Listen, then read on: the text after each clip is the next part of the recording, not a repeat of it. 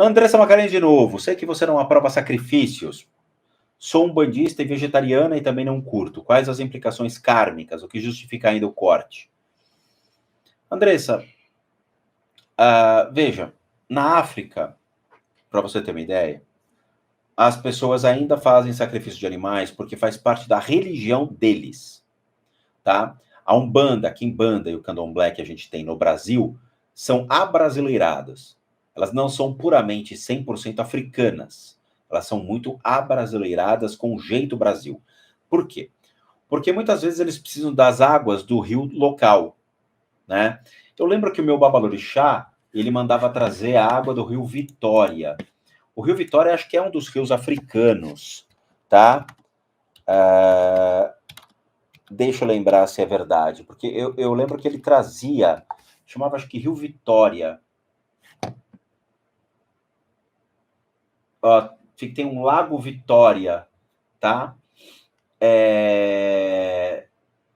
Aqui, Rio Cadeira, que fica Lago Vitória. Ele mandava trazer águas de lá para poder fazer todo o banho com a água desse rio. Então não é tão fácil assim. Existem coisas que somente acontecem na África para africanos. E é quando vem para cá, torna-se abrasileirado. Então eu não posso julgar os africanos por fazer sacrifício de animais. Eles fazem. E quando eu questionei o Babalorixá na época, quando eu era da Umbanda e depois eu fui para os ritos africanos, ele falava que existia uma técnica que eles conseguiam tirar a alma do animal para depois sacrificar a carne. Eles nunca matavam um animal consciente. Eles adormeciam um animal, tá? Então, eles tinham lá a forma de fazer. No Brasil, o Brasil possui uma outra sociedade, código penal, código civil diferente dos africanos, possui uma forte, né, são quase 90% da população cristã. Então, existe um problema aqui dentro. Que quando você vai fazer um sacrifício de animais para um Deus que vai contra o Deus bíblico, e eu vou explicar coisas para vocês sobre isso, o Código Penal e o Código Civil entram em ação. Então, há pouco tempo é que os cortes realmente foram legalizados no Brasil, e com animais específicos. Por que que existe essa diferença e esse preconceito? Quando você vai ver no Velho Testamento, os sacrifícios que aconteciam para o Deus, que eles amolavam os animais, sejam pombos, carneiros, coisas desse tipo, bode, eles faziam dentro de um templo para um Deus no Velho Testamento. No Velho Testamento não eram cristãos, eram hebreus/judeus. Quando chega o cristianismo ele abomina a oferenda de animais para Deus. Então Jesus Cristo foi contra o corte de animais. Então o cristianismo de berço, ele é contra o sacrifício de animais a um Deus. Porque esse Deus não precisa da carne dos animais e nem desse sacrifício. No Velho Testamento, judeus fazem. Os judeus, hebreus, judeus, fazem. No cristianismo, Cristo aboliu. Então, dentro do cristianismo, não é legal o sacrifício de animais. Embora o cristão coma animais, ok? Então, gera um monte de dedos, um monte de lenga-lenga. Então, eu sou contra a oferenda de animais para o Deus cristão. Mas o cristão come a ave dele, o Chester, no final do ano. Ele come peru, ele come o presunto, come a carne dele. E na boa, tá? Então, isso para mim é uma hipocrisia. Dentro, obviamente, dos princípios budistas, que é uma religião não teísta, eu vou sacrificar um animal para uma divindade que não existe?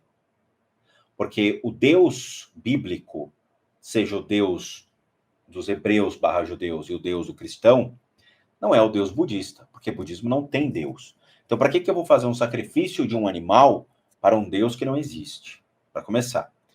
Segundo, Os budistas, eles têm uma compaixão para todos os seres, como eu falei no início da live. Essa compaixão para todos os seres, ela deve se refletir preservando a natureza dos animais, os quais têm o mesmo direito a existir e a existência no planeta como qualquer pessoa.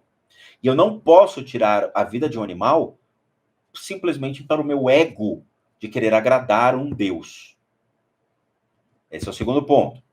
O terceiro, mas os monges comem carne. Comem, mas eles não matam os animais. Então, se tem um monge na porta de um templo pedindo alimento e você joga um pedaço de carne, ele come. Porque ele não matou aquele animal. Quem matou foi você. E você está oferecendo a carne dele. E por misericórdia, ele se alimenta disso. E vai além, de novo, quando o cristão tenta fazer as meditações budistas e não sabe o que está fazendo, faz merda. Então, o que acontece?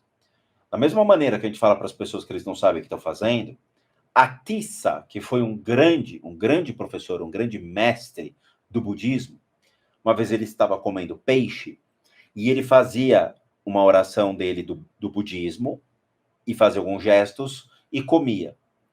Um dos discípulos chegou para ele e falou, mas mestre, por que você está comendo a carne do peixe em meio às suas orações?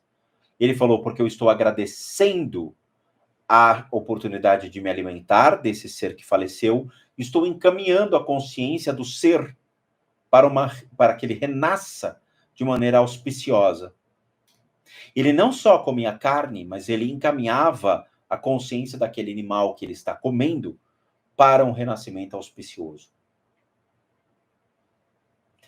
Você entende o que é o budismo, Andrés? E você entende a grandiosidade da gente estar perante a habilidade, capacidade de você poder encaminhar a consciência de qualquer ser que faleceu, inclusive um pernilongo, para um renascimento auspicioso, em meio a um agradecimento pela existência daquele ser?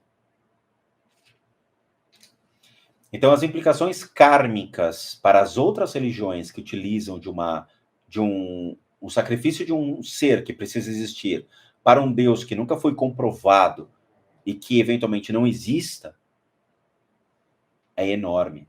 Aqueles, então, que fazem sacrifícios de animais, eles vão ter um problema kármico seríssimo. Seríssimo. Tá?